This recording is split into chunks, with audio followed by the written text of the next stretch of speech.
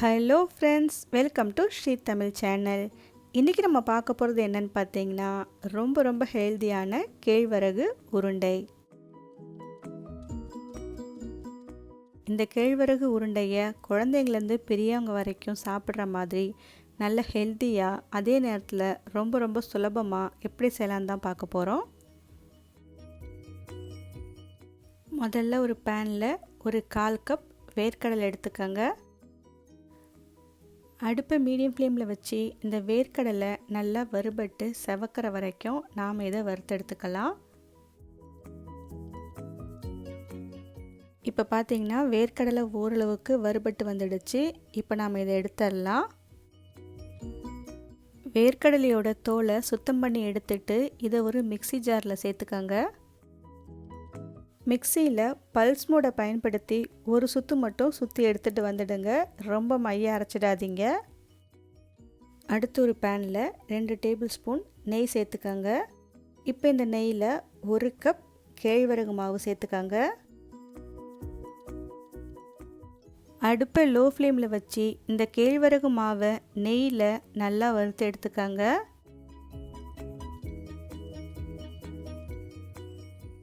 ஒரு 7லேருந்து 8 நிமிஷம் வரைக்கும் ஆகும் இந்த கேழ்வரகு மாவு நல்லா வறுபட்டு வாசனை வர்றதுக்கு.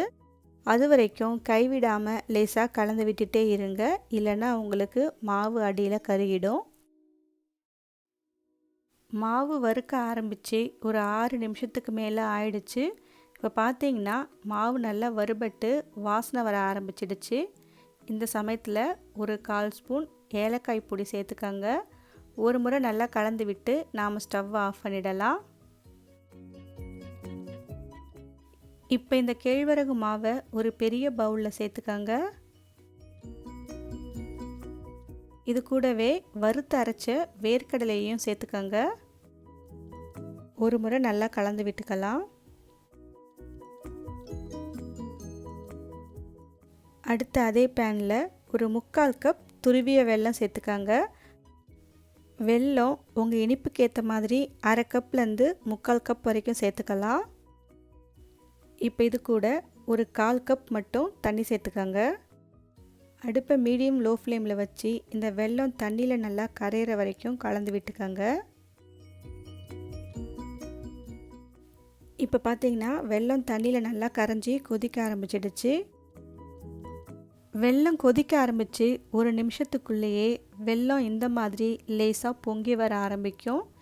இந்த மாதிரி பொங்கி வர ஆரம்பித்த உடனே நாம் ஸ்டவ்வை ஆஃப் பண்ணிடலாம். இப்போ இந்த வெல்லைப்பாகை நாம் ரெடி பண்ணி வச்ச கேழ்வரகு மாவில் வடிகட்டி சேர்த்துக்கோங்க. வெல்லைப்பாகு சூடாக இருக்கிறதுனால ஒரு ஸ்பூனை வச்சு நல்லா கலந்து விட்டுக்கோங்க.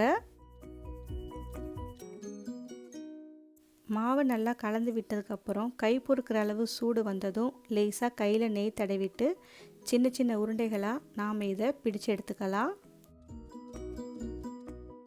இந்த அளவுக்கு பிடிச்சு எடுத்துக்கோங்க. அவ்வளவுதான். ஒருவேளை மாவு உங்களுக்கு உருண்டை பிடிக்காத அளவுக்கு ட்ரையாக இருந்துச்சுன்னா உருக்கிய நெய் 1-2 ஸ்பூன் சேர்த்து உருண்டை பிடிச்சி எடுத்துக்கோங்க. ரொம்ப ஹெல்தியான கேழ்வரகு உருண்டை சூப்பராக ரெடி பண்ணிட்டோம். ஓகே ஃப்ரெண்ட்ஸ், இதை உங்கள் வீட்டில் ஒரு முறை ட்ரை பண்ணி பார்த்துட்டு எப்படி இருக்குன்னு சொல்லுங்கள். இந்த ரெசிபி உங்களுக்கு பிடிச்சிருந்தால் லைக் பண்ணுங்கள், ஷேர் பண்ணுங்கள். ஸ்ரீ தமிழ் சேனலுக்கு சப்ஸ்கிரைப் பண்ணுங்கள். தேங்க்ஸ் ஃபார் வாட்சிங்.